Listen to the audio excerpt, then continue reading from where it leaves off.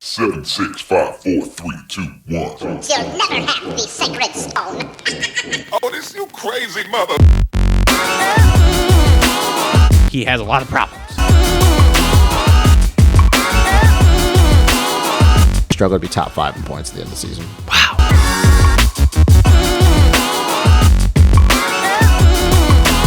You bleach your hair, you're a sellout.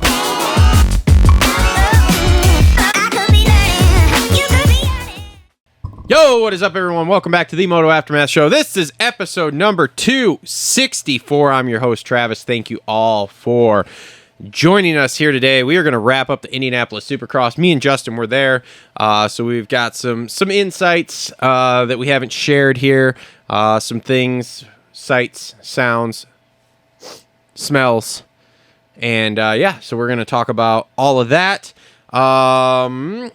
We have... I guess we don't. Number one, we're not super prepared for this. We just got back off the road, so here we are. Number two, I'm not sure we have all the sections covered today, but we'll do our best to try. Probably not. So anyway, so thanks everybody for joining us. Before we jump in, just want to thank our sponsors. Show presented by 50 Grafx. So if you need custom graphics from a small locally owned company here located in Michigan, make sure to check them out at 50graphics.com. They can do all sorts of cool stuff for you. Mine are almost done. Maybe I'll get them finished today. Maybe not. I don't know. Live in wonder. But hopefully when I do get them done, there will be all sorts of pictures and videos and things. Even though the graphics are awesome, the applicator, being myself, is not quite so much. But things are happening. Things are moving. So we'll see.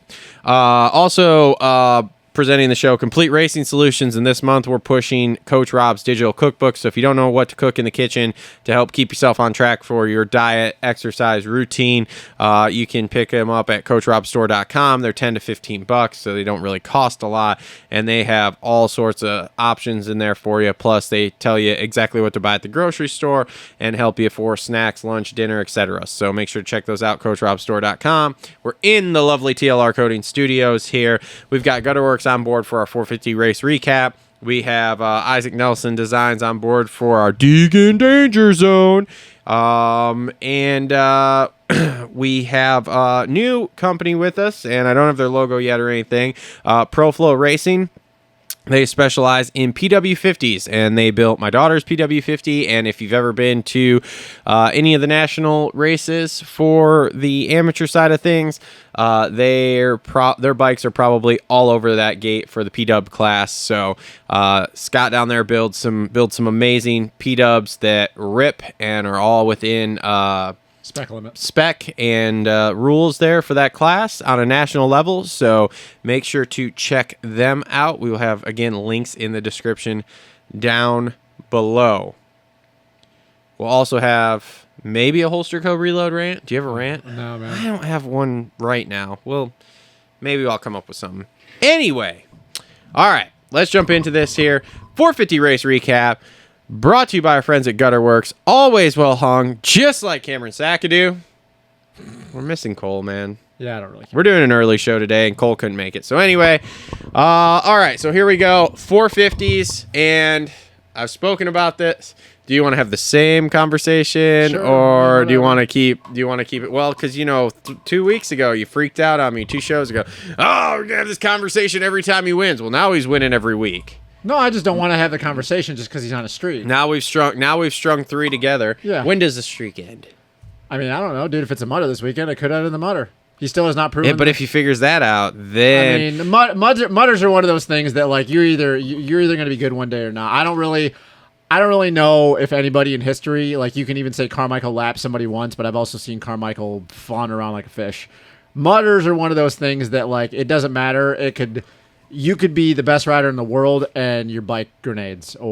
So, like, he could go win the mutter this weekend, and then the next mutter he ever races, he gets 9th. Like, I don't know if you ever really figure out mutters just because they're too unpredictable. Well, I have a question. I thought about this last night while I was in the shower. I came up with this question for you. Okay. At what point does Jet become what we all thought about Ricky? What do you mean? Which is... Because a lot of people didn't think this about Ricky. Which is basically... when the series starts and up until the point that it's really proven, he's basically the guy no matter what. Well, I feel like a lot of people thought he was already the guy this year's was. Well, Didn't a lot of people. we did. Okay. Let me re. When do you get to that point? Oh, when do I? Yes, when do because I? you seem to be the one suffering from I'm not suffering from generational derangement syndrome. No, I mean That's what I'm going to call it. Sure. Generational derangement syndrome. I mean, just because I pick against him doesn't mean I'm not like admitting that he's going to be the guy that's going to be able to be the person to beat, or he's going to be in this title hunt. I just didn't pick him. But at what point? I mean, does he become I don't know if I'll ever. Ricky Carmichael of? See, yeah, here's the thing, it's hard to bet against him, man. Here's the thing where I wish you and me were friends at the time. I never picked Ricky because I was a Stu guy, so I never picked him. I never picked Ricky. So like that's the thing is now this might be different because what years did Stu beat Ricky? What do you mean? Like in a championship? He never beat him in a championship. Okay, just want to make sure. So what? So when does Jet become? Well, that's what I was about to get to. Like that's the thing is where it might be different with Jet is because with Ricky, I had a guy that was my guy. I don't really like Dylan is my guy, but like Dylan is Dylan at this point in his career. I don't have a guy that like I like Eli, even though I'm not an Eli fan. Like, I like Chase because I watched him grow up, but I'm not, like, a Chase fanatic. I don't really have a guy that's, like, a Stu thing. So, like, I don't really know if it's going to be the same thing. Like, I might pick, who knows? I probably pick Jet for the Outdoor Championship. I might pick Jet next year. It's not the same to me because with Stu and Ricky, everybody saw what Stu had. Stu was faster than Ricky. He just wasn't smarter than Ricky. And also at the time, his first year, Stu didn't have the cardio to run that pace because nobody on planet Earth can go that fast for 35 minutes. So, like, to me, it was always, well, if Stu just gets this figured out, he's going to beat Ricky all the time. Or not all the time. That's not fair. He's going to beat Ricky most of the time because he's just faster than him. Mm-hmm. Well, obviously, Stu never figured that out. Whereas with this, like, there's guys that have proven, and we saw last night, and it's what I harped on. There are guys that can go just as fast as Jet. It's just they're not as efficient as Jet over 20+1 or 35 minutes outdoors. But I don't have a guy, though, that I can latch onto and be like, yep, I can see that, so I'm going to pick always against him because he's my guy. It'd be like the same thing for you. If you had a guy that wasn't Jet, you probably would always pick him because we did it with Eli. We picked Kenny a lot of the times, even though, let's be real, we all kind of knew Kenny was never going to really beat Eli. So it's like, it's a fan thing. It's just, you're one of those guys, kind of like with Ricky, where you're lucky enough to be on the other side of it, that your guy's winning all the time. But I'm here to tell you, it's a glorious feeling. If Jet wasn't your guy, you wouldn't be picking Jet all the time. It's hard to be this right all the time. You've been right on. I'm managing. You've been right on like Jet, and then the one time with Zach Osborne. Let's be real. So, what's the percentage you think he wins this title now? Well, I mean, dude, he's got 21, and we all know we had this conversation in our group text that Coop was never going to beat Jet because he was faster than him. Yeah. Chase is getting better, and we'll talk about him. He can go with Jet. Kenny, it's unfortunate because Kenny's not in this title. We'll get to Eli. I don't know what the fuck's going on with him. But that's it, though. Like, Chase is probably going to pass Coop in the points after Seattle, barring anything crazy, because, once again, Chase is getting better. We saw it last night. Yep. But at that point, so, like, Chase, he's still going to be too far down. Like, outside of if it being a mutter this weekend and Jet has, like, a San Francisco round and Chase goes and wins, which at that point, like, he's going to have a really bad round, and then we go to St. Louis, and then we have time off. Like, it's getting to the point that it's going to be hard because there's not enough rounds left. We have 7 rounds left. Yeah. But like even if Chase somehow just clicked off wins, you're still looking at a 20-point gap. So like what? He gets first, Jet gets second, which we all know that's not going to happen consistently. Mm-hmm. It's too many points at this.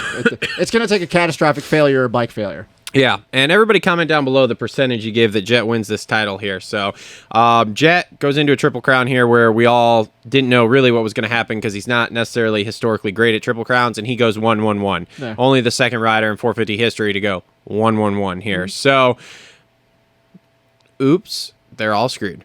Anyway, See, I still can't go on to that, the whole we're screwed thing. That's something I just can't let go of. I mean, I can't let go because maybe it's because of how I interpret the word screwed. I can't do that because last night we saw some spunkiness out of this guy. Jet still won. You can't dispute that.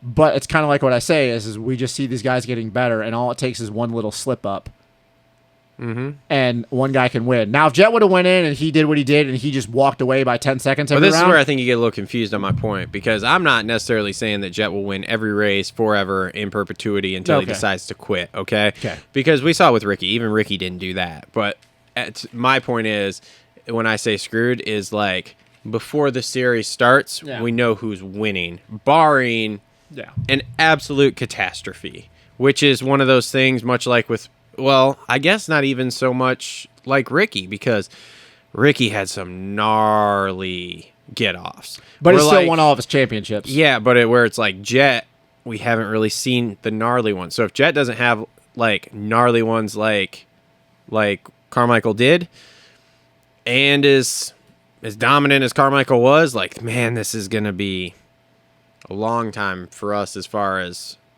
predicting who wins the series of just like, yep, it's Jet. So Maybe like we talked about in the hotel, anything can happen. You start getting to a certain point, you start making enough money, you start winning a lot of races.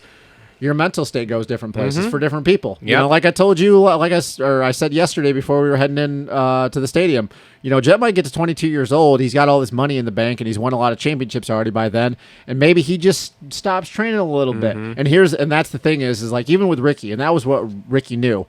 Ricky could not he could not be lackadaisical because he knew that Stu didn't have the mental side figured out, but he had the speed side figured out. So if he was lackadaisical, Stu was going to beat him. That's the thing. Is Jet, once again, like Ricky, he's faster than these guys over the long period, but all these guys can go with him in short sprints. They're just not as efficient as he is, which also comes into his riding style. So any moment that he isn't on his level of training that he's doing now, he's not going to win, just like Ricky was never going to win if he wasn't on it. So like I said, we could get to 22, but we don't know. Or he could just continue to win. Like that's the thing is, that's why for me, I never... You can pick someone as the guy every year, but and we think we know because especially history, but we don't really know because we're in a sport where you're off a little, and that's the difference. We don't have a bunch of other guys like in stick and ball sports that we have to fall back on. So if Jet's off a little, he's not going to win. If Ricky was off a little, Stu was going to win all the time. McGrath was probably the only one in history just because his talent level was so much higher than everybody else's. I mean, like what we're seeing now? I don't think Jet is the things he can do on a dirt bike, but I wouldn't say that he's like 10,000 times more talented than Chase Sexton. Because I would say that I would pick Chase as having better overall technique, but not on bike skills. Did you watch last summer? That doesn't matter. We literally all watched last summer and went, man, we really thought Chase was smooth till we put him next to Jet, and then we went. I'm not talking about the smooth because the smooth is also a lot of natural talent. Okay. Sometimes your talent or your technique doesn't always pull you out of situations. Your talent does. Same thing with Stu. Stu had really shitty technique for a long time, but he was more naturally talented than everybody. You look at Jet and you look at Chase on the way you actually position your body. I'm going to want Chase's the way he pushes through his legs, but Jet has more natural talent than him. A lot of the things Jet does, especially with crashes, you really think that it's his technique. You're going to get slayed I don't by really the technique people in the comments. Cool, because I'll have a great conversation on why that shit works. Because you are saying the exact opposite of what everybody else is saying. Everybody else is saying that Jet. They're not saying necessarily that Chase has bad technique, but they're just saying that Jet's technique is just fantastic. So, but do you for also you to sit here and say that? Can I ask you a question then on that? Sure. Okay, all right. So Hunter and Jet, right? Yeah. They ride the bike a lot the same way. Yep. Does Hunter go as fast as Jet? No. Why do you think that is? Jet has more talent than Hunter. That is also correct. Quite yes. proven. Okay. A lot of it comes down to natural talent. Stu had really, really bad technique for a long time. Yeah. And he set his bikes up really, really shitty. But why do you think he could pull himself out? Strapping 2x4s to your forks will do that. Why do you think he could pull himself out of a lot of situations? Because he was more naturally talented. Yes. Ricky was stronger than everybody else. RV, the only person in history probably that because he rode the bike the right way, had it all in the package. You look same thing at Dunge. Dunge didn't really ride the bike the right way. Think RV's technique was that good?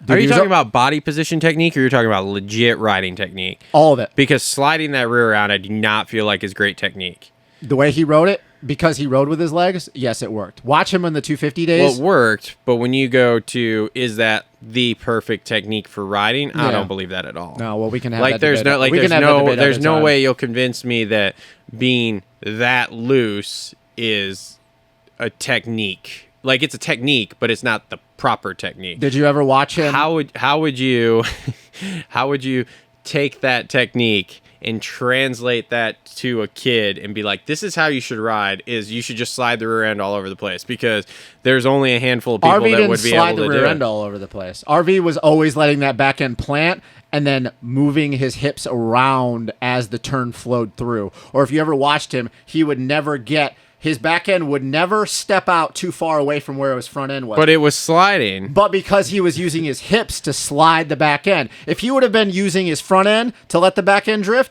then yes, but you're always keeping that back end straight and center with the front end. Why do you think he could pivot in and out of corners? I feel because he slid it And then he would get in and get out. I've watched him ride enough that I'm like, yeah, he was great at it. But this is where it comes back to like what we were talking with Weimer talking about Weimer with bike setup with him and RV on that Kawasaki and how shitty it was for Weimer.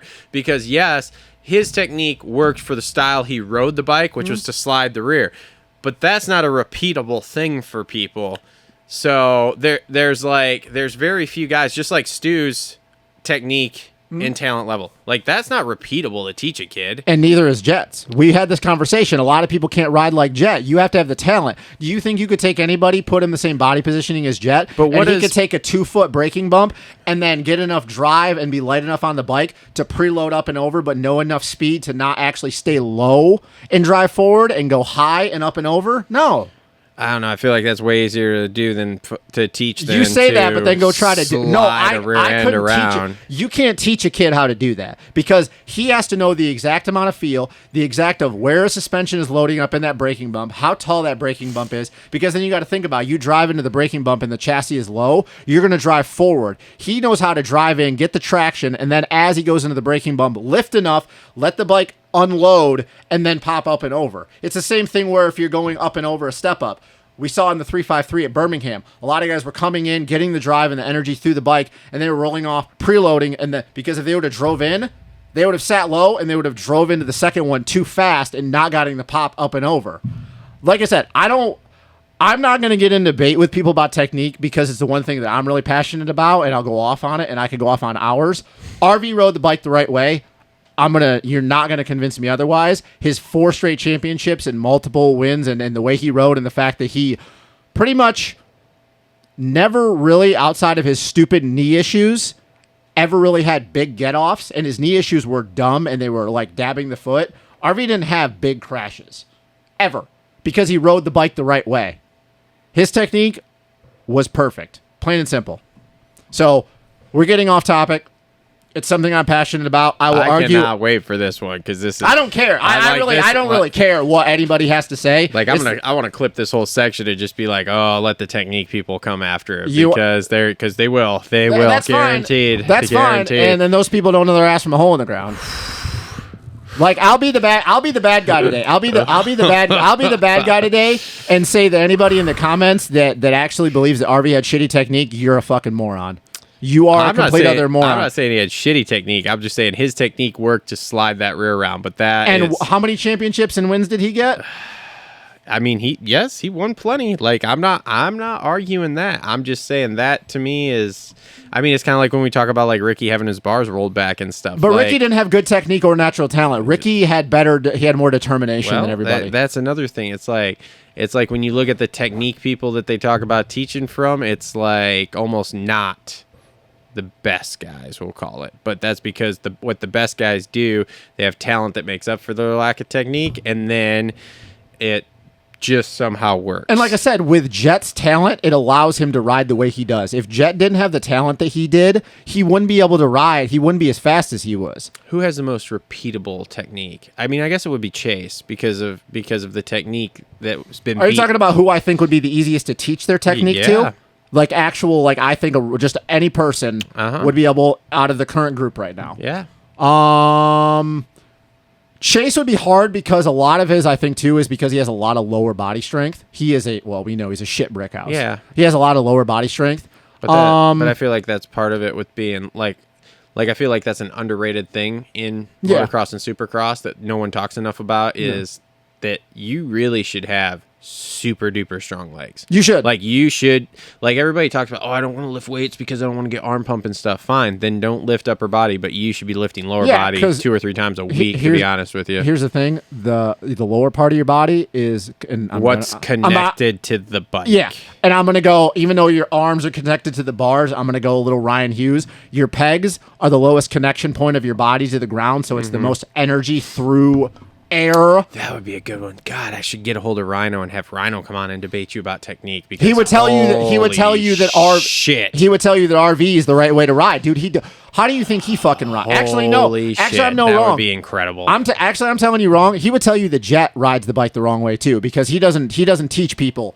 I haven't listened to a lot of his stuff recently, so the whole hips unlock thing, yeah, and shit like that. Same thing. Like, he doesn't teach the way Jet does. So once again, it's all a perspective, but he would tell you you need to ride with your lower body. You need to steer with the rear tire. You don't steer with the front tire. Yeah. And I'm not saying the Jet steers with the front tire. It's all situational. Yeah. But RV always steered with the rear. It's why he always kept the bike straight and center. If you're steering with the rear and that back end's sliding across because it's following the front end through and it's pushing across on the tire and it's bouncing up and out, a fucking rando is not going to be able to know how to position their body to get that bike to not go, hey, we're going to high side today. But who teaches? I would say you'd probably be right on Chase. But once again, a lot of people don't have his lower body strength. Kenny, maybe, because Kenny is kind of neutral on the bike.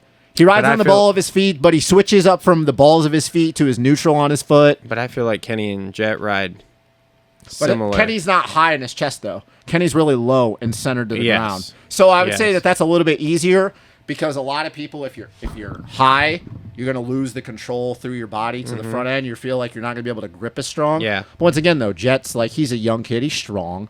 So, no, I would debate anybody that RV rode the correct way. It's just, it fit for him just like Jet.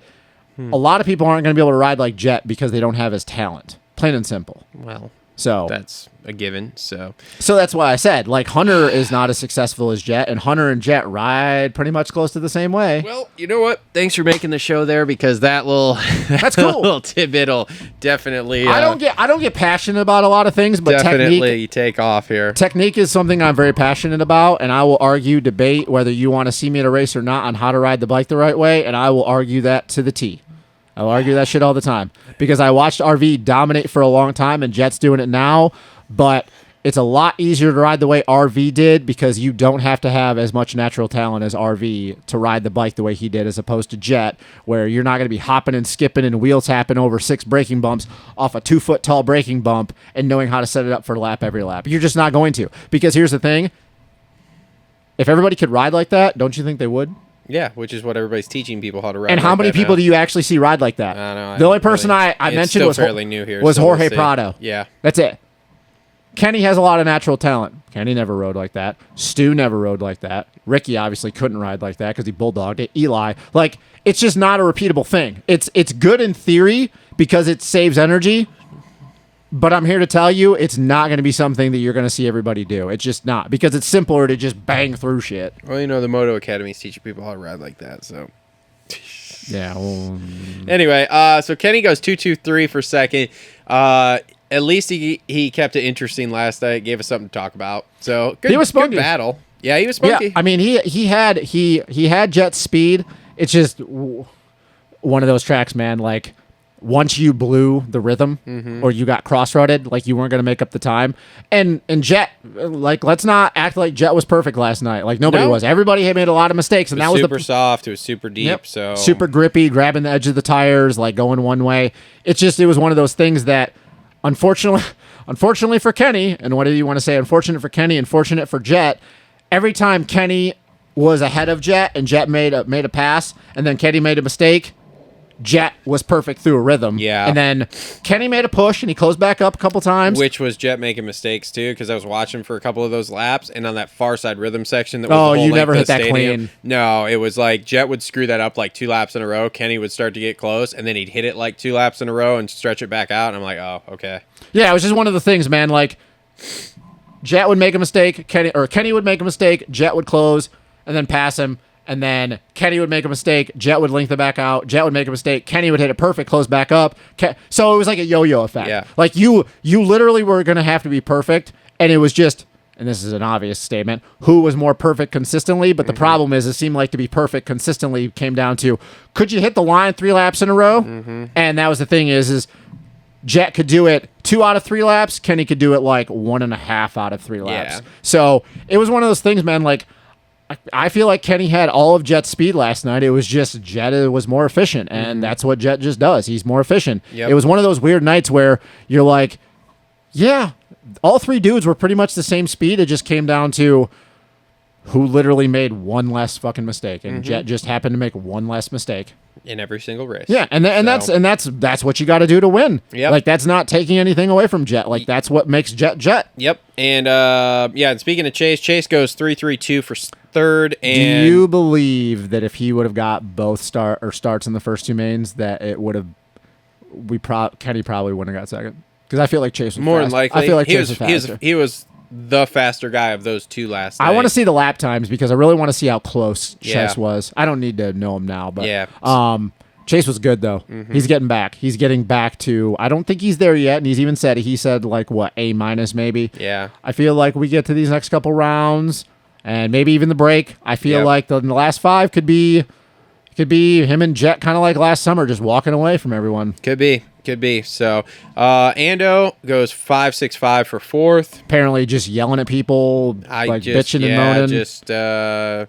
I mean, here's the thing: is like we watched the battle up front last night, and we were kind of looking through the rest of the field, but there wasn't a whole lot going on. Ando's just not good in the soft stuff. Yeah. I mean, we talked about this for years. Yep. Webb goes 8-5-4 for fifth. Probably would have had a second or third of the first main. Yeah, if he hadn't crashed with Cade there, which was just a racing thing. There wasn't Yeah. anything wrong. It was just Cade got a little cattywampus through one of the ruts in the jump, and yeah, it was just a thing. But he made some moves last night too in a couple of those, and we were like, oop, he might be starting to come, and then he didn't. So Yeah. he's starting to come.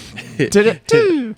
Don't do it. I'm gonna come. Yeah, I don't know, man. That track was brutal. Everybody, we've heard it all day. Not the greatest place to do a Triple Crown, and we were even asking ourselves, why the hell is this a Triple Crown? Yep. I feel like there was a lot of good racing through the pack, but it was just one of those things, man. Like you're all about the racing, no matter what position it's for, as long as dudes are not just single file. Dude, at one point, I think it was maybe the first one, there was like AP, Tomac, Barsha, Stu, Justin Cooper, Hunter Barsha. Lawrence, and Webb were all on the same rhythm section. Yeah, and I was like, holy shit. Yeah, it's just one of those things where it's like, you want the racing to be good, but you also don't want, it's part of it, but you don't want the track to be the main story and the reason why that these guys aren't feeling comfortable. Like if they're going to come in and they got a bike issue, or they're just not feeling it that week, training was a little bit over, it was too much and their body's not recovering, that's one thing. But like something you can control as far as like the track and where you're doing a Triple Crown. I think a lot of these guys are just like, man, can we just have a normal round? Yeah. So AP gets 6 with a 6.49. As we kind of heard, he was a little more banged up from that Daytona crash than he originally let on. Surprise, surprise. But, okay. He was crowd favorite last night, for sure. I think he always is. They were real loud for him. Tomac goes 4.710 for 7th. This is welcome to Eli Tomac's new world. Which is so weird, man, because he was so fast all day in practice. So fast all day in practice. Yep. And then it's like, I don't know why he can't translate that to a race. Shit start and just can't move forward. Welcome to Eli Tomac 2019, as you've been saying. Yeah. Justin Barsha goes 7.96 for 8th. Just kind of there. I mean, good for him. Like, I feel like he's improving. Does not have the Showa internals, I ask. Okay, well. Doesn't. At least I feel like he's improving. I feel like he's getting a little better. Person even double checked for me, said nope. Stu goes 9.88 for 9th. This is just where Stu's at this point. Stu's career right now. Justin Cooper 11.7. He was for 10th. He was underwhelming to me. I feel like he should have been better. He was still fast in qualifying. Oh, God. Like that dude can throw down a heater. I am super excited for him in outdoors. Yep. Hunter Lawrence came back from an injury earlier than anticipated, and Dan goes, Truman kind of dropped that nug Yeah. on the Moto 60 show. yeah, and goes 10-10-12 for 11th, and Oh. was real pumped about Jet winning. Here- Didn't you see when Jet lapped him in that last one? He was going by on the far end where it was like that on, off, or whatever. Okay. When Jet passed him, he was like, Here's my question to Hunter, because I feel like we're going to run down the rest of this list and we're not going to have too much to talk about. we don't have much to talk about at all. With So the rest let's of this list. yeah. So let's like talk about Hunter for a second before Okay. we get over the 450s. So he came back. I'm happy he's back. Yep. Like it would have been a bummer not to have him because I feel like he's older but rookie in the 450 class. Any time off you have away from racing derails your trajectory right away. In my Yes. opinion, I'm not saying Yes. it's right or wrong. Especially with the way J Coop season's going. Other than last night. We know of Hunter's other issues. I'm trying to think of the way to phrase this question. It's not like a panic thing. I don't believe the rest of Supercross is going to be great. Do you agree with that? That's not my question. Do you agree with that? So, Yep. like, if he can just be there, be healthy, make it through top Define 10s, healthy. okay? Make it through the rest of the season without having another Injury, Yes, okay. injury free. Because we know with his other issues, he's still going to be having. Mm-hmm. Okay. So we know it's going to be a struggle bus. So let's just kind of, and I'm be that guy. Let's look to the future of outdoors. How far into the season of outdoors do we have to get before he pulls the plug on the season? I don't know. I don't know what the expectations are for him. Dude, you got to feel that there's got to be some, man. Like I can't believe there's none. Like if somebody says there's none for him, I have a high feeling that that's a bunch of bullshit. Here's the thing that I look at. How much money did this cost him running this instead of going 250s one more year? That's a really good question. Because his salary's got to be, well, I guess, I don't know. We've heard what some of the salaries are for some of the other guys, and I would put him in that same category, so maybe not. But it's... that would be my question is like, say he makes it through the rest of Supercross healthy and he just top 10, finishes healthy. But say we get to outdoors. And outdoors is a real struggle because we know with his issues, like outdoors is going to be even worse. yeah. How far, in your opinion, do you think we make it before they pull the plug on the outdoor season? They just said, well, this season's a wash. Like I said, it just really depends. I don't know what the expectations are. Because I assume with having Jet, he's not expected to win. No, but don't you think top 10s? And I'm here to tell you with his issues outdoors, I don't know if top 10s are going to be realistic. I guess, but top 10s too also don't include getting yard sailed by Vince Freeze in the first round, in the first heat.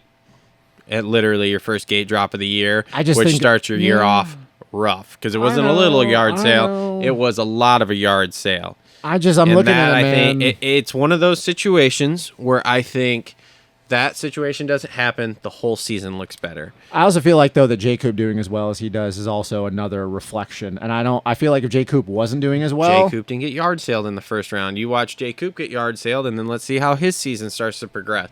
So, and I'm not like necessarily like a Hunter gargler or whatever like I am with Jet, but this to me is just something that we see all the time. They come in, their season's going to be decent, like whatever, good, however you want to phrase it. Something happens literally the very first round, and it's like, uh-oh. I mean, we watched it with Jason Anderson last year. Jason Anderson yard sailed himself in the whoops at A1 last year in practice, and from there on out, the entire season was just... Yeah, I know. I guess I'm just looking at it, and I think a lot has to do with like J Coop doing as well as he is because he's the other rookie to base this off of, and because obviously Hunter and J Coop have raced each other for how many years now in the 250 class. If J Coop wasn't doing as well as he was, I think it would be another thing. But I think because J Coop is doing as well, and I always have seen, even though J Coop has a Supercross title, as more of an outdoor guy, because he's a grinder. That Justin Cooper just hasn't hit the ground yet, man. That's the thing. Like, he's in that same realm with But Hunter. he might not ever hit the ground, though, because with his style, he doesn't really hit the ground that much. Let's see. Hold on. Let me see. He missed the one. He didn't make the main in the one motor. A1. Yep. Well, no, I'm talking about J Coop. Okay. Because you're talking about hitting the ground. Well, I'm just and going, I go with J I'm just Coop. going with Hunter's results here. Okay, so let's go with Hunter. San Fran 10th. Okay. San Diego 7th. Okay. Good. A2 11th. Yep. Detroit 8. Glendale 5. Yep. Arlington 5. Yep. Daytona 21st because he crashed. Yep. And Indy 11th. Yep. So let's go back here. Justin Cooper. Because he did make the main in the one mutter, so we already know that. Yep. So Justin Cooper, A1 8th, San Diego 14th, Anaheim 2 8th, Detroit 9th, Glendale 11th, Arlington 7th, Daytona 6th, Birmingham 5th, Indy 10th. I would call them the same dudes. It seems like Justin Cooper is a lot better because right now Jay Cooper has more upside but to me, I think though. it's because of the sparks we see in qualifying and And being at the top of the board there, where Hunter has never had that speed. But again, too, you don't get paid for qualifying results. Well, maybe he does. I think but Jay Cooper you don't probably get paid for qualifying results. You get paid for your main finishes. And you look at the two of them, they're I think the reason the too, though, same person essentially. I think the reason why I look at that, though, you bring that up about the spark in qualifying, because I think it's the what if. If Jay Coop gets a start, I think he can run on the box. With Hunter, I don't think it would matter if he gets a start. I think he gets dropped. Yeah, I But mean, I'm not taking away from Hunter. Like, Yeah. I still like Hunter, and I want to see him do well. I'm just looking at it as we know that he's dealing with some other shit that is out of his control, and the Nationals aren't going to be any better for him. And if his season is not going the way he wants it to, when do you think that they pull the plug and just go, hey, we're just going to recover and we're going to call this season a wash because some shit happened that we can if control? it continues at the rate it is right now, I don't think they Okay, do, all right. because And I hope not. like I said, it's kind of the thing, and I was in the same boat with you of like, man, it seems like Jay Coop's just crushing compared to him. Jay Coop is crushing qualifying. Yeah. Outside of that, they are the exact same person. Which again, what do you want for a secondary dude on a team?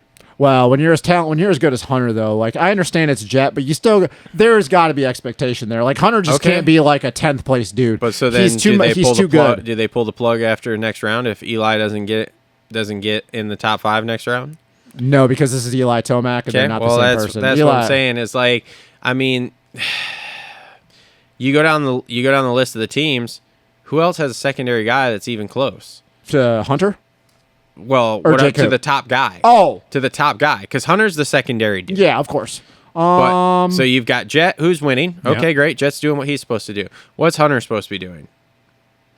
Man, I really feel like there was a lot of talk that the expectation was he needed to be top 5. I think if he's in the top 10, which is basically where we're dabbling here, because let's see, what's it say he's in points?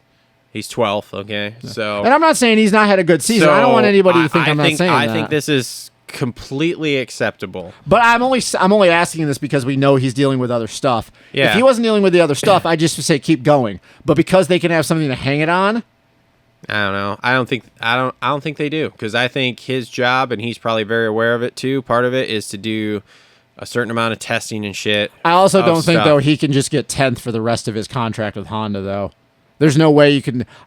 I get it. Jet doing what Jet is doing makes it easier, but you can't convince me though that as talented and as accomplished as Hunter is, that they're okay with him just being a 10th But place this goes guy. back to the same thing that we talk about all the time. We're like, yeah, you should get rid of that dude because he's not. I don't mean get perform- rid of him. But this is what I'm saying. But you should get rid of that dude. Okay, who are you gonna hire that's gonna do better? Well, I wouldn't get rid of him. I'm just talking about pulling the plug on the season because he's got other issues going on and let his body rest. But then you have less bikes out on the track. Do you really think it matters if Jet's winning? I don't know. I don't really think. I don't. I guess know. we're going down a different road, and we're going down. But There's a lot of angles to this. I'm just looking at the angle and- is because Hunter is dealing with shit that is out of his Yeah, control. and I'm not if saying it's a you're wrong. struggle bus, I'm not saying get rid of him. Hunter, obviously, you're not going to get rid of Hunter. I just look at it and go that if he just continues to get 10th though, and you have a reasoning that is staring you in the face, Yeah. that you can pull the plug on the season and just say, Hunter, go get healthy, bud. Go get healthy. Go get your shit figured out. But just continues to get 10th. Is it really worth it? Mm-hmm. Especially. Let's be real. We saw this issue in the 250 class that one year, and there were times where he wasn't even a 10th best guy. Mm-hmm. So I guess I'm just more looking out for, is it worth him to have him out on the track, struggling his ass off? And I don't know if he's struggling. I'm just assuming. But if it is, I'd be shocked if he's not. Is it worth putting him through that Yeah, I mean, to go get 10th? It won't surprise me if they do that. Doo-doo. But I don't know that they do. Yeah. I'm not saying they're going to. Because I don't know, even if he's healthy. I mean, Dude, come on. Like, How you ma- really think he's 10th if he's healthy? okay, I mean, you run down the line of who beat him from last night, because last night he was Jet. 11th. So Jet, Yep. Chase, Kenny. Yep. Okay. Is he beating any of those three on a normal night? Nope. Ando, Webb, AP. he should be beating AP. I believe that. I really do. AP's got 2 wins. And Hunter, if AP has 2 wins, Hunter is capable of getting 2 wins. Okay. Okay. Webb, no. Okay. But outdoors, obviously, yes. Well, yeah. Ando, I feel like Hunter can beat Ando outdoors. So what I'm talking about is the whole season as totality. Okay. So that's 2 people I picked out. So Webb, no. Tomac, Barsha, Stu. Barsha, he should be beating. He should be beating Stu. More than likely. Yep.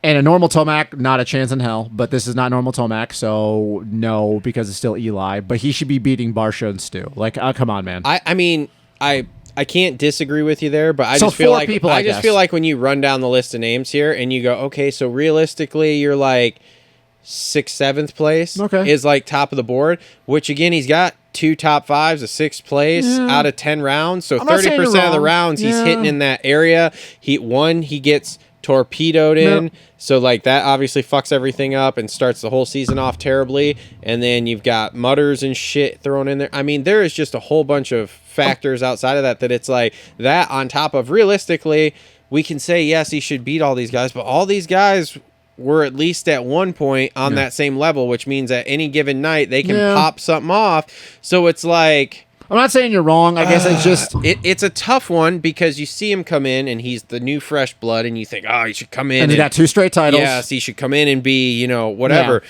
He's got 2 straight titles in the 250 class.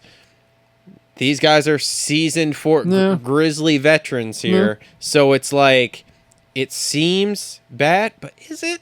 Yeah. It's probably right where Honda... Because again, too, I go back to, who else you going to hire that you're going to do something like this? No, you're You're going not. to bring Kenny back? You're going to hire No. Chase back away from KTM?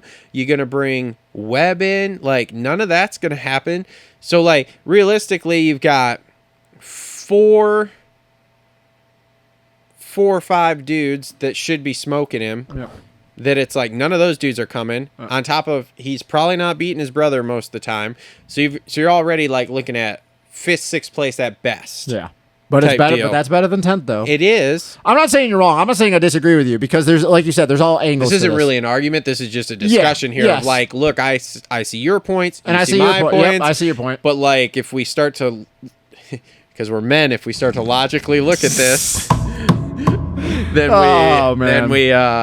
it's kind of like, well, it's this is the bottom of where he should be. Now, if you have Shane starts beating him, Colt starts beating him, AC starts beating him, those kind of people, then yeah, we got to have another conversation. Yeah. But right now, if he's, I Alright. would say 11th on up, All right. okay, All right, you cool. know, it's another All one. right. Starts okay, whatever. So anyway, All right. all right. So Shane Sins, aka Shane McElrath. Matt McElrath. I started saying that weird. Mac and cheese. 12th. I mean, that's good, 13, I guess, right? 13, 12, 11. He started up front that one race because you even pointed that out. You were like, oh, Shane's up front. But I mean, that's Yeah, good. I think that's that's good fine. for where he is. I don't think. I mean, dude, let's be Again, real. I don't expect him to be anyone that's in front of him. Hep's probably pretty happy with that. Like if Kenny's doing Kenny things and your next best guy is like right on the cusp of 10th, Yep. they're probably pretty happy. Yep. Chiz, 14, 13, Well, 14 for and there 13. you go. Your next guy, like same thing. Like you're hovering around that 10 to 12, 9 to 13 range. Like, dude, All 3 of your dudes are in the top 15. Hep's probably pretty happy with that. So Yep. I don't think Dustin Pipes is pissed off about that at all. No. Colt Nichols, 14th with a 16, 14, 13. I love Nichols, but Nichols is never going to be the same ever again. Nope. He's got too many lingering issues, Yep. which is a real And bummer. that beta's not that good. Nope, So there's it's all not. sorts of things going on. AC goes 12, 20, 15 for 15th. Not a great track for him. It's a nice farewell tour going on here. yeah, when Prado comes over. Mitchell Harrison. Yeah. 17, 16, 16 Let's for see 16. if he remembers those DMs from you. I'm going to DM him later today. Cade Clayson, 15, 17, 17 for 17th. Derek Drake, 21, 15, 19 for 18th. Good to see him back because Yep. he was out last week, right? That's Yep. why Bordeaux Road. Okay. Yep. Devin Simonson, which is hilarious because you see his picture here. It's just hair. Devin Simonson goes 18, 19, 20th for 19th. Good for getting in the main. Justin Starling gets in the main, goes 19, 18, 21 for 20th. Freddie Noren, Or Fred. goes 20, 21, 18 for 21st. And Benny Bloss. DNS, broken collarbone supposedly for 22nd. I'm not gonna say anything. There we are. I'm not gonna do it. There we are. I'm not gonna do it. And we'll that we'll get is- yelled at by Tevin Tapia. And that is your 450 race recap, brought to you by our friends at Gutter Works, who are always well hung, Just like Cameron Sackadoo. That was great. That's awesome. That's It's awesome. never gonna be get old. All right, so now it is time for your Complete Racing Solutions halftime report. Complete Racing Solutions, again, we were talking about the Coach Rob digital cookbooks that will help you stay on diet and teach you what to buy while you're at the grocery store. So make sure you check those out. CoachRobStore.com, link in the description down below.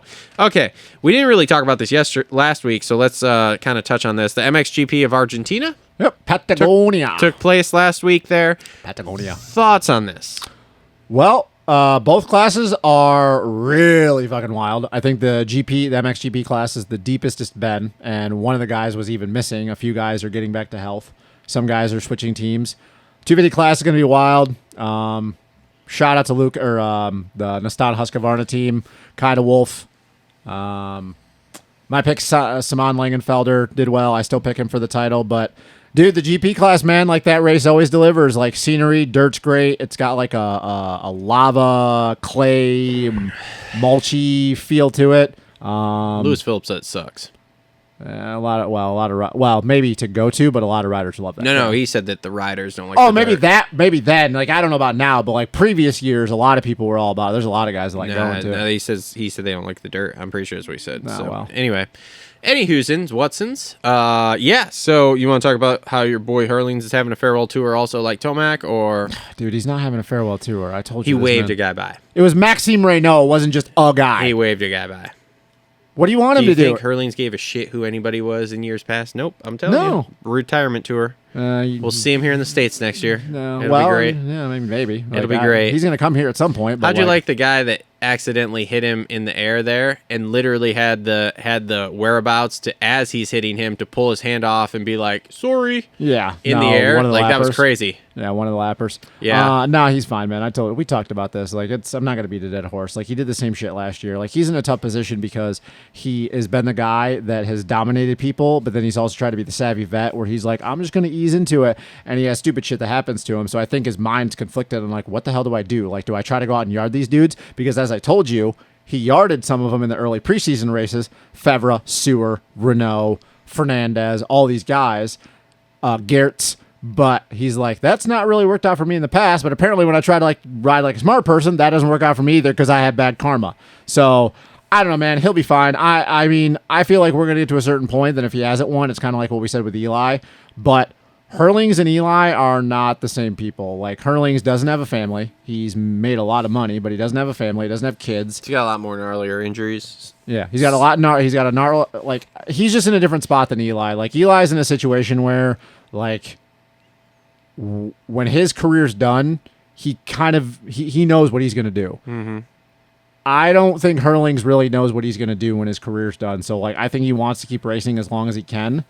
So, like, until he just doesn't have it at all, ever, at any point, I don't think he's going to quit. I mean, for God's sakes, dude, how many people would go through the injuries that he's had in the last how many years, dating back to 2017? They would have just been like, yeah, man, I don't even know if I could throw a leg over a dirt bike. I mean, for God's sakes, he was literally almost paralyzed. So, I don't think it's going to be a farewell. I think if there comes to a point where he just can't beat any of the dudes ever, but he's already beaten them before this race. He's kind of at the point where he's like, dude, if I just don't feel it today, like, I'm just not going to go. Do you think him and Tomac will get like a buddy pack of mobility scooters after they retire together here after this year? Or like, they can get a buddy discount on them? Hurlings is not retiring after this year, man.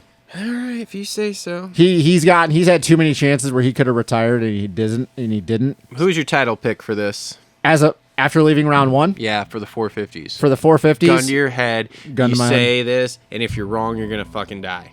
Geyser. Okay, great. Prado's probably going to win it, but Geyser. Okay, great. And the 250 class, I'm sticking with Langenfelder. I'm out on the 250 class because I don't even know. Was Everett there for the 250 class? No, man, he got hurt I week was before. because they didn't mention him in the highlights video. He so probably won't be back for a couple of weeks, which is a bummer because, like, he battled for a championship last year. I think Prado's going to win it again, to be honest with you. I mean, dude, he well, looks so good. The problem is that they're giving points still for qualifiers, and Prado rips holies like it's his Yeah, like it's his job.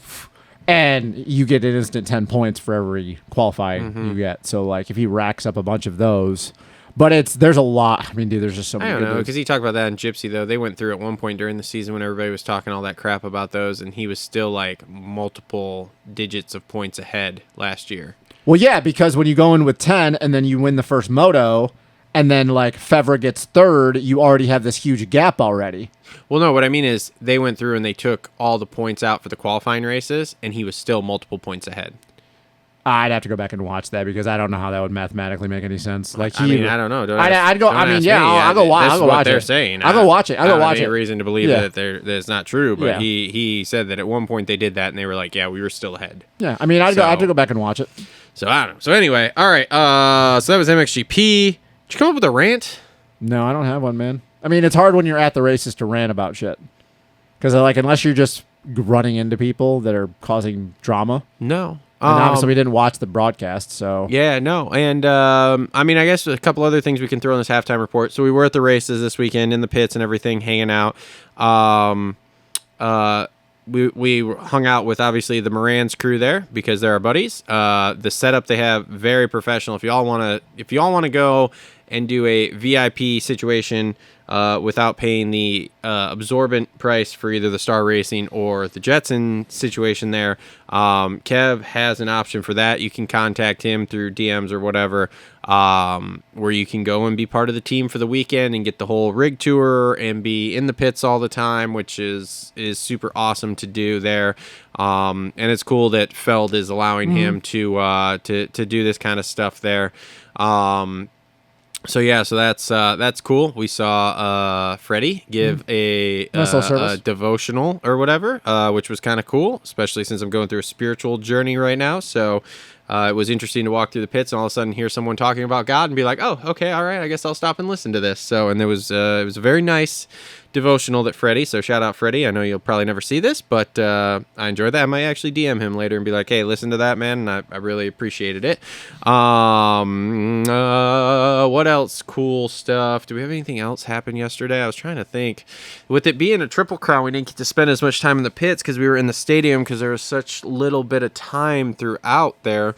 I don't know, man. That track was gnarly. Stadium's awesome as always. Love Indy. Great round to go to if anybody's curious about that. Oh, I think that's it. I don't know anything. well, without else. watching the broadcast, it's hard to come up with a rant. Yeah, I was gonna say so. Yeah. Okay. All right. So that's your Complete Racing Solutions halftime there. I was trying to think. Man, it really Got nothing. As far as races go, that was probably the most low key race we've done in a while. Where, as far as like anything happening in the pits with information or something that somebody else didn't see, there weren't any fights. The Deegan hype seemed lower. There wasn't as many people around that, which was weird. It's slowly waiting. Yeah, I think so. So much so is that Brian is just rolling up to the same spot for every main, and he's got his hoodie on and his glasses, and he's just like this. So much so that two different guys saw my shirt in the stands and were like, where can I get that? His anti-Deegan Club shirt. Yeah, which you can pick it up on the merch shelf down below here in this video. So, yeah, so Complete Racing Solutions halftime report. There Sorry, we are. guys. We got it's a lot. We've always said this, especially when you're at the outdoor races. It's a lot different when we're at the race as opposed to watching it. It's one of those things, if we start going to more, we may have to do a Monday show and do it live. Yeah. Because I was thinking about this on the way home of like getting back here is tricky on Sunday, especially by 6 o'clock, especially on the ones we're not driving from. And then when you do drive, you get back and you're just like, oh man, this sucks. So it's tricky to do that. But if we did it live and on Monday on YouTube, which I know everybody's going to be like, oh, you're just trying to copy Pulp. No, I'm trying to think of the easiest way we could possibly do this here because this is a lot right now. We just got up this morning after being at the race all day yesterday. We ate breakfast. We got on the road. We drove 4 hours back to the crib here. And then instead of Justin going home and then coming back in 4.5 hours, we decided, well, we'll just record one while we're all right here anyway. Which again makes things tricky. So in order to produce a better show, if we do get to the point, which we are getting there in short order of being able to go to more races, which again, we talked about that too. And it's like, okay, we would probably like to do somewhere in the range, or at least I would, of about 4 to 8 supercrosses and 3 or 4 outdoor rounds and possibly one of the SMX rounds. But in doing all that, and especially if we do flyaway races, for example, like go to Dallas, go to Daytona, that kind of stuff, it makes it really tricky to do the show Sunday night. And since we're on this topic right now, and might as well, like, I don't know if any of you guys will even care, but since we're on this topic, and I've already talked to Travis about this, I will not be on the show a lot this summer. It's going to be great. I'm going to be doing a lot of solos. And I apologize, guys. Like, if you want to just say not committed or whatever, that's fine. I'll take it. It's cool. Supercross only contract. Yeah, and it's not even that. It's just like I want to do, whether it's dirt bikes, cars, whatever. I want to do a lot of shit this summer. I'll obviously still be for Redbud, Crawfordsville. I'll still do the preview show with them because, as Travis knows, we'll do the preview show probably before the season starts. So yeah, I always, as Travis knows, the preview show for outdoors is one of my favorite shows we do. And I might do one more in there. I'm just not going to be on a lot of the outdoor shows. And Travis and me have already talked about this, and we know that Bumble Nuts over here will never do an outdoor show anymore. So flame away, whatever. It's just I don't even know if you guys will care, but I just figured since we're on this topic, I'll just let everybody know I won't be on a lot of the outdoor shows this year because I'll just be gone doing shit. So, but I'll still be on it for shows. But I just kind of figured since we were talking about this, I might as well just interject it. So yeah. So anyway, so there we are. That's So that's basically it. So we'll see. We'll see what happens. So, all right, let's jump in here and round this off here. So your 250 race recap brought to you by our friends at 50 Grafx. Again, if you need custom graphics and you want to support a small, locally owned family business there, make sure to check them out, 50graphics.com, link in the description down below. I believe you also get like 15% off with the discount code that's included. So make sure to check those out. All right, let's fire this off here. So Cameron, the man, McAdoo, goes 1, 2, 3 for first. Great job, Cam. just tells you how the 250 class is, man. Well, it's just hanging low, so he's just dragging through them ruts, man. Hey, like he said, like the interview we heard when we were driving back, he's like, I'm gonna come in, I'm gonna do my pace, and wherever that puts me, that puts me. And it's kind of like when we did the post show last night, like. McAdoo's been through a lot of shit. He's had a lot of gnarly crashes. He's been hurt. He's thrown away. I don't know if you want to say that he's thrown away a lot of titles because he raced Jet and Hunter and a few of those, but you could definitely say that he's thrown his chance away at titles quite a few different times in his career already. So, like, hey, man, he is committed to this. He's solid. And I can't dispute the fact that you keep saying, like, waiting for the shoe to drop. It's kind of one of those luck things. Till we get to the end at Salt Lake City, man. But, man, he's making a really good case because outside of Detroit, he has literally been solid every round. And obviously we know Detroit was not his fault. So he's been good. And I got a question for you. Have we ever been to an East-West shootout race? Us? Not us. I've been to East-West shootout races, but you and me, no. Okay. No. I can't remember. No, because St. Louis wasn't East-West, right? No, St. Louis was Triple Crown. Okay. And then... And Daytona was never an East-West shootout. No. Detroit's never an East-West shootout. Indy has not been. No. I was trying to think of that because I was like, man, have I ever been to one of those? Because that's something I should put on the list. I've been to a few now, and I mean they're definitely a lot more wild. But anyway, back to McAdoo. So like I said, I'm just waiting for the other shoe to drop. He looks great. Dude, when the track was fresh though, the one thing he can say when the track was fresh, he was fucking fast. He dropped everybody. Yep. I mean, he didn't drop everybody, but like he led from start to finish. Yep. So it makes you believe that if it would have been a normal Indy race, like he would have gotten enough start to manage, and he probably wins it. Points lead by two. By two. Yep. Tom Bial goes 4-3-1 for second. Loses the red plate. Second in points, but definitely makes a statement that last man. But he is. Hey, he can ride Worx. He's a Supercross guy now. He's a Supercross guy now. Second main. I don't know. We don't know if Hayden would have got him or not, but he made his own mistake. He lost to the front end of the whoops. Yep. But he was in second. He was pushing towards McAdoo. I don't know if he'd have got McAdoo either, so I'm not going to be that guy. But he was riding really well. Second main was just kind of like, just kind of figuring shit out. Like track was, it was breaking down like it was for everybody else. But then that third main comes out, gets around early, and he just walked away from everybody. He put a gap on pretty quickly, and they'd never had a chance. No, and he looked good, so he's right in this title. I mean, dude, it's we'll get to this when we talk about the third place guy, and we talked about it a little bit on the post show last night. I'm sorry, guys. Like I firmly believe this is down to McAdoo and Vial at this point. Like they have 4 rounds to go, but 2 of them are East-West shootouts. Obviously Nashville, and then we go to the final round in Salt Lake, and it's like Philly and East Rutherford. Like you don't know what the weather's going to be like. We're hoping because by then it's springtime around this time of the country, so we're hoping it's not a mutter. It'd be really nice. But with the other guys like Pierce Brown and Deegan, they're double digits down. So like when you got 4 rounds to go and 2 of them are East-West shootout, and we really don't know. Let me ask this. Is this the first time in a while where we can look at both coasts and we really don't have an idea, even like a prediction of which coast might actually be faster? Or do you in your mind, do you think you know which one do you think is faster? Or I'll answer that question next week because just give me. I'm not asking for a prediction. I'm asking for do you? But is it? Here's what I'm gonna say because I was thinking about this the other night. Because we've been on the break from West Coast, I don't even remember a lot of who's on the West Coast. Like, okay. Smitty, RJ, Smith, RJ, Levi, Kitchen, and then Joe and Thrasher, and Volan wasn't there long enough.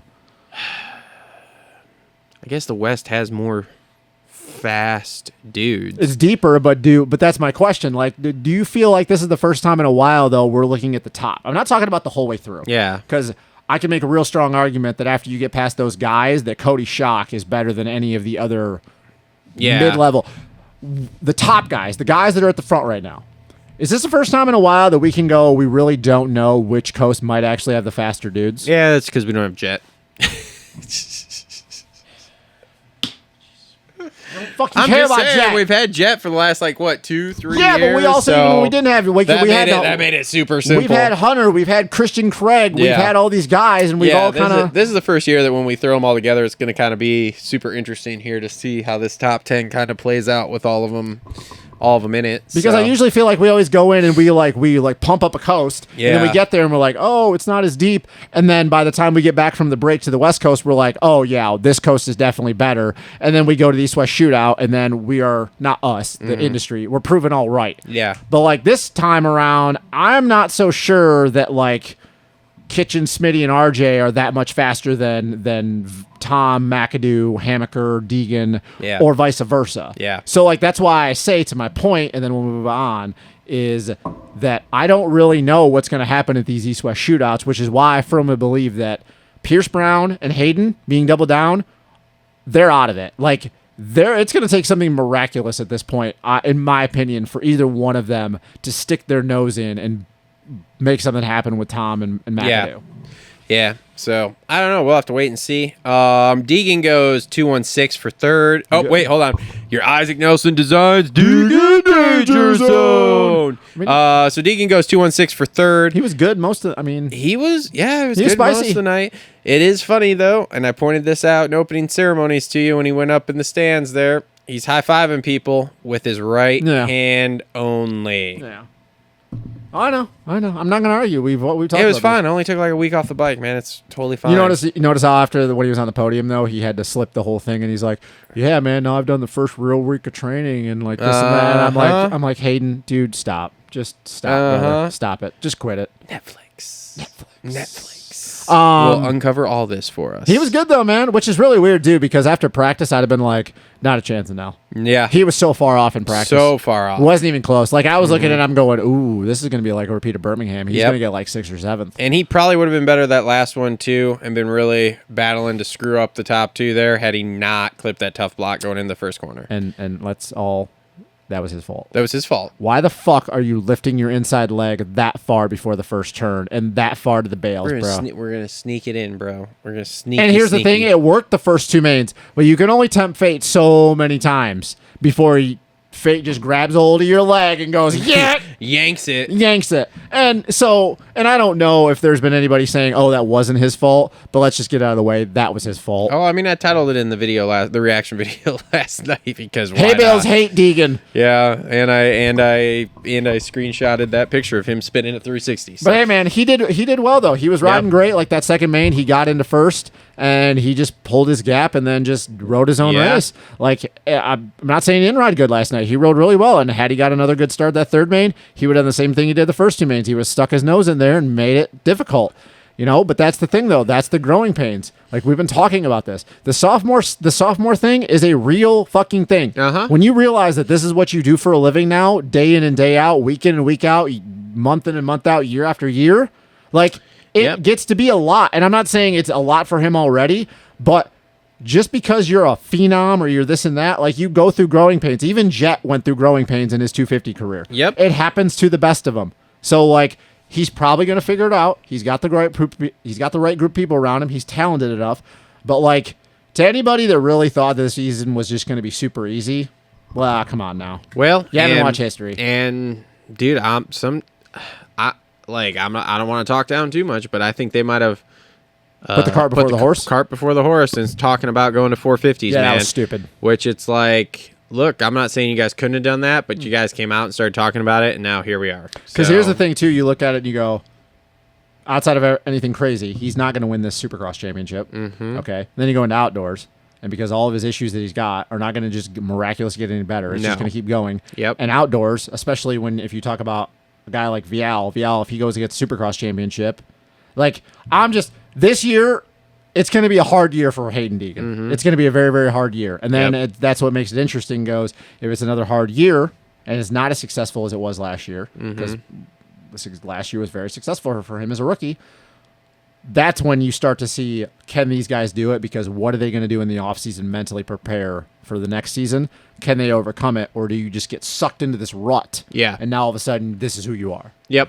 So Pierce Brown goes 12.42 for fourth. How the fuck is he still throwing Just points? doing Pierce Brown things, man. He's going to end so up third. fast, though, dude. He's just going to end up third, man. Which is such a weird thing because, like, in years past, he showed flashes of, like, leading races and like, oh, Pierce can win races. Yep. And I'm not saying if he doesn't get a start, he can't win races.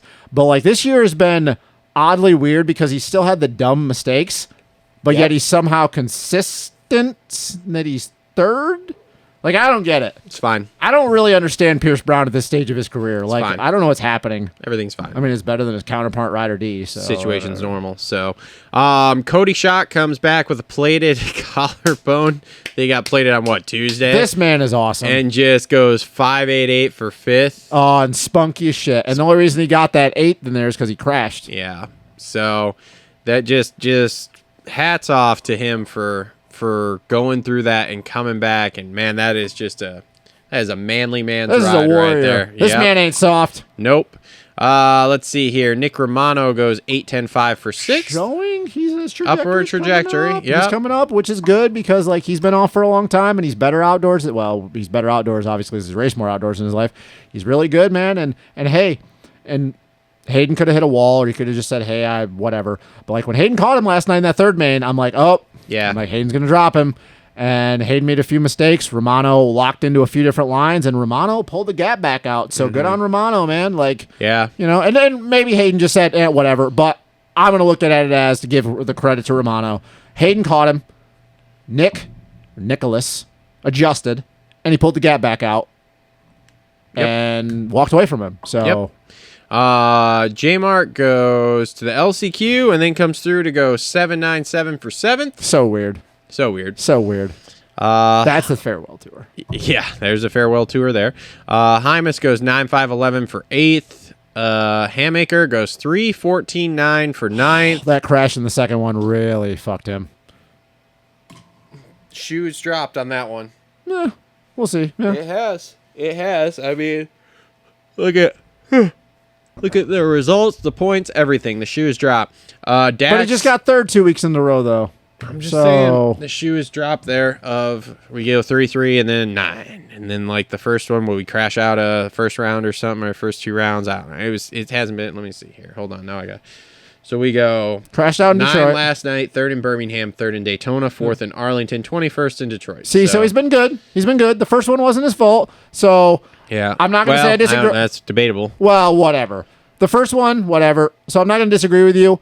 Now, if it happens again in East Rutherford, then I'll be like, okay, you're right. But it's Yeah. one round. We'll see. He was good the first main. If Yep. it happens again in East Rutherford, then I'll be like, okay, you're right. Yep. Dax goes 11, 15, 4 for 10th. Him and Romano, dude, I told you Battling. they were battling. Like Bro. Dax took him to the bales. I don't know what's going on there. Like I don't know if that's just, hey man, we race like this during the week, or like is there a little inner team fighting going on? No idea. Like what the fuck? Jalik goes 6, 7, 20 for 11th. He had good starts last night. He did, man. Right up front, every It's kinda- single round. Yep. When we talk about this, this is where just Jalik kind of is.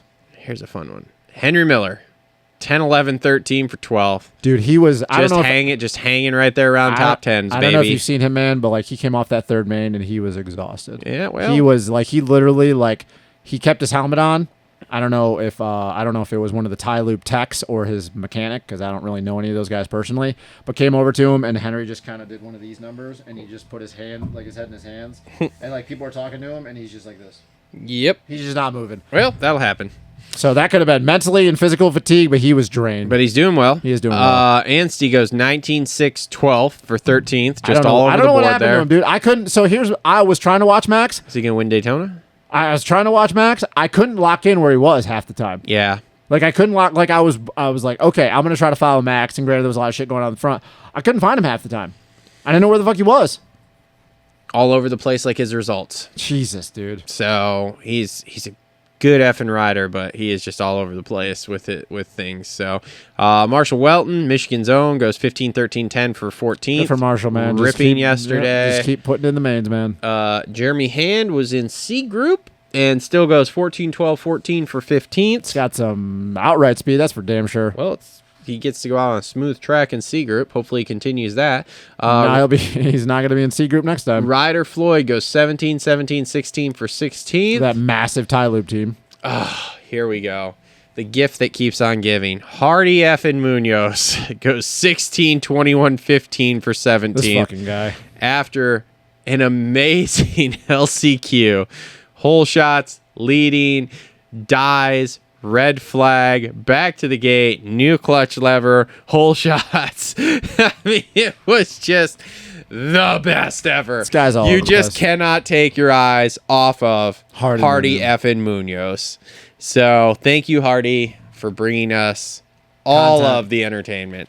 Trevor Collip goes 18, 20, 17 for 18th. He ragged out himself pretty hard in one of the mains, and he actually I didn't know this, but he is actually one of Tyler Bauer's guys. He was. I'm pretty sure Trevor Collip, when he was an amateur, was one of Steven Squire's guys, and anybody who's around the Midwest area knows that name. But I'm pretty sure Collip has been training with Tyler Bowers when out in California lately. So that's interesting. Brock Pappy goes 21, 16, 18 for 19th. Levi Kilbarger comes out of retirement and Just wild. goes 20, 18, 19 for 20th. Wild. Luke Neese goes 22, 19, 21 for 21st. I think he was on a club bike. Was that I what mean, it he was? rides a club, but I think that was a club bike. I couldn't tell. And Preston Baseflew goes 13, DNF, DNS for 22nd. This is my shock face. Oh, okay. See it? I mean, whatever. look at- It's you look at- fine. you wanna It's look at fine. it? I'm not concerned about it. So, all right. So that's your 250 race recap brought to you by our friends at 50 Grafx. Again, make sure to check them out. Links in the description down below. Anything else you'd like to talk about? Oh, going to Seattle. As we can tell, it's probably going to be a mutter, so that's cool. It's going to be soft. That's for sure fucking because there's sweet. rain. I won't call a mutter yet because it is only Sunday, but there is Oh, you're rain. not gonna in be the- weege? There is rain in the forecast. Was it Wednesday, Thursday, or and Saturday? Yeah, Wednesday, Thursday. Friday is supposed to be cloudy. Rain Saturday, Sunday. So But West boys are back. West Coast is back for a Continue- week. continue. Then we go back to the East No, Coast. St. Louis is West. St. Louis is West also. St. Louis is Oh, West. okay, so West we've Triple got- Crown. So we've got West back for two rounds. Yep, and then we go back to East, and we go then back east. East-West shootout, and then it's West, East-West shootout. Wow, that's weird to think the season's already going to be over with at that point. Well, it is what it is, Dude, man. well, I mean, I know we still have 7 rounds, so that's still 7 weekends, so Well, that's a lot. technically we got eight weekends here because of the off weekend, but yeah. But it's like, no, man. I mean, here's my Seattle to me. I don't really remember. It's been a long time, in my opinion, since we've had really great racing in Seattle. I think last year was okay. He was all right, but I mean, A lot of it has to do with, is it going to be a mutter or is it going to be like, oh, it's so soft that we're hitting the base? Yep. I don't know, man. I don't know. I mean, if it's a mutter, a wild shit can happen. If it's not a mutter, I don't know. Dude, I want a hard pack track at this point. I want just a regular Glendale style. Won't happen till we get to Salt Lake. Denver was pretty hard last year. Depends if it doesn't rain or not. Same thing with like Nashville and Philly and all them. Like, Yeah. they could be hard or they could be soft. Yep. So I don't know. Nothing really. I mean, not that you care, but GP start back up again next week, and then they go. Yep. They got a couple rounds in Spain. Yeah, I mean, dude, it's weird because like we're getting to this point that it's like, oh, eight weekends, but 7 weekends of racing. Yep. We have 7 weekends of racing left, which is a lot. I understand that. It's a lot. It's a month and 2 weeks away of racing. Yep. But it's like still, it's crazy to think that we're like, oh, hey, this is going to be over with, and then there's a break, and guess what? Now we're at Paula. Mm-hmm. It's like national start. Jesus, dude. We're getting there, man. We're getting there. So, all right, this has been episode number 264, Indy recap. A little shorter show for you guys because we're tired and we were at the race and that happens. So we will be back next week with a normal show from Seattle here. And, yeah, we will rock and roll. Thanks to all our sponsors. Thank you. 50 Grafx, Complete Racing Solutions, TLR Coatings, Gutter Worx, Isaac Nelson Designs, Holster Co. Thank you to all of you for watching. Make sure to comment your thoughts down below, and we will be back next weekend with the full gamut of shows at the normal times and everything because we're not going to Seattle. So, see you later. I could be